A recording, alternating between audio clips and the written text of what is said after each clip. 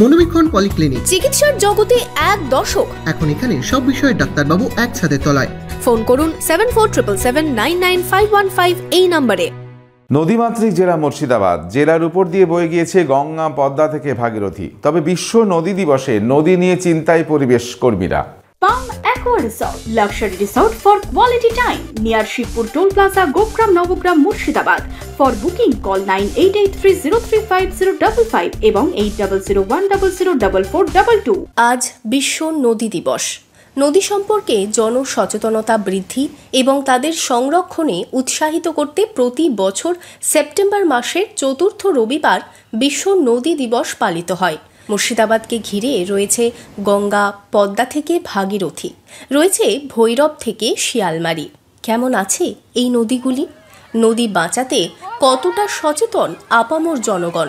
প্রশাসনের তরফেই বা কি পদক্ষেপ নেওয়া হচ্ছে? প্রশ্ন হাজারো।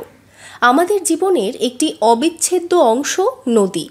নদী জীবনদাতা, অথচ আজ পরিবেশ দূষণ ও নানান কারণে নদীগুলি প্রাণ হারাচ্ছে। বহু নদী আজ দূষিত, বিলুপ্তির পথে। নদী বাঁচাতে প্রয়োজন জরুরি সংরক্ষণ, জীবনের জলপথ। এই থিম নিয়েই এবছর পালিত হচ্ছে বিশ্ব নদী দিবস।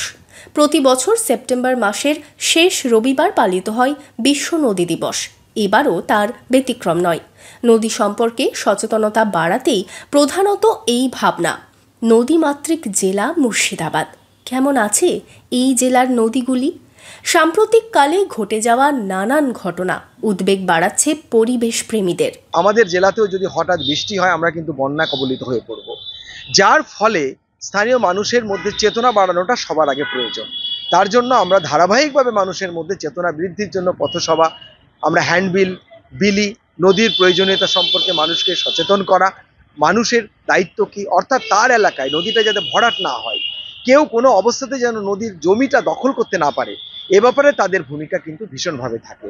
এবং চেতনা বাড়ানোর জন্য তাদের আমরা বারবার বিভিন্ন কর্মসূচি নিয়েছি এবং এই কর্মসূচির উপরে আরও জোর দেওয়া দরকার। এই যে পরিবেশের কারা কারা সদস্য, সেই উপাদানগুলো কি অবস্থায় আছে, তাদেরকে সার্ভে করা, তাদের স্বাস্থ্য ফিরিয়ে দেওয়া, এই ব্যাপারে বড়ই অজ্ঞতা নজরে পড়ে।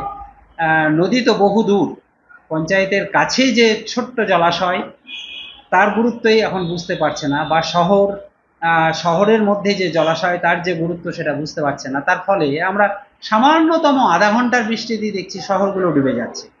পঞ্চায়েতগুলো একটু ড্রট বা একটু সামান্য কিছুদিন মে জুনের মধ্যে টিউবওয়েলগুলো ফেল করছে, জল নেই। তার কারণটাই হচ্ছে যে যারা সরকার, পঞ্চায়েত থেকে একদম এমএলএ এমপি বলবো, তারা এই পরিবেশের প্রশ্নে খুব উদাসীন অথবা অজ্ঞ। কোথাও নদী থেকে তোলা হচ্ছে বালি, কোথাও পাড় ভেঙে মাটি নেওয়া হচ্ছে। নদীর বুকে কলম তুলে বাড়ি তৈরিরও অভিযোগ হাজারো। প্রায় মৃত অবস্থায় জেলার নদীগুলি। নদী বাঁচাতে ধারাবাহিকভাবে নানান কার্যকলাপও চলছে। এগিয়ে এসেছেন পরিবেশ প্রেমী, পরিবেশ কর্মী, বিজ্ঞান কর্মীরাও। জমি দখল করে নেয়, দখল করে নিয়ে তার মধ্যে বাড়িঘর নির্মাণ করে, নদীকে দখল করে সেখানে বহুতল বাড়ি নির্মাণ হয়ে যায়।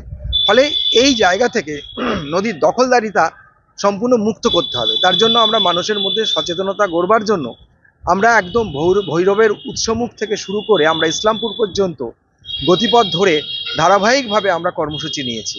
আমরা একেবারে প্রতিটি এলাকার সাধারণ মানুষের কাছে গিয়ে আবেদন জানিয়েছি, নদীর জমি কেউ দখল করবেন না, এবং আপনারা পঞ্চায়েতের কাছে আপনারা বারবার বলুন, পঞ্চায়েতের মাধ্যমে যেন এই নদীটাকে খনন করে দেওয়া হয়। আমরা শিয়ালমারি নদীতেও তার একেবারে গতিপথ ধরে আমরা র্যালি করেছি, আমরা সেখানে পথসভা করেছি, সাধারণ মানুষের মধ্যে আমরা সভা করেছি, আমরা প্রশাসনিক স্তরে ডেপুটেশন দিয়েছি। যদি মানুষের মধ্যে সচেতনতা গড়ে ওঠে এবং সেই চেতনা, সেই জ্ঞান যদি জীবনের বাহ্যিক প্রয়োগ, ব্যবহারিক প্রয়োগ করে, নিশ্চয়ই করে দেওয়া যায়, বাঁচানো সম্ভব, সবকিছুই বাঁচানো সম্ভব। একটা প্রশাসনিক সদিচ্ছা, এটা সবচেয়ে বড় কথা। যদিও নদীকে রক্ষা না করা গেলে প্রকৃতির ভারসাম্য নষ্ট হবে বলেই দাবি পরিবেশ কর্মীদের। বিশ্ব নদী দিবসে জেলার নদী বাঁচাতে সকলকে এগিয়ে আসার বার্তা পরিবেশ কর্মীদের পক্ষ থেকে। Bureau report, imagine community media.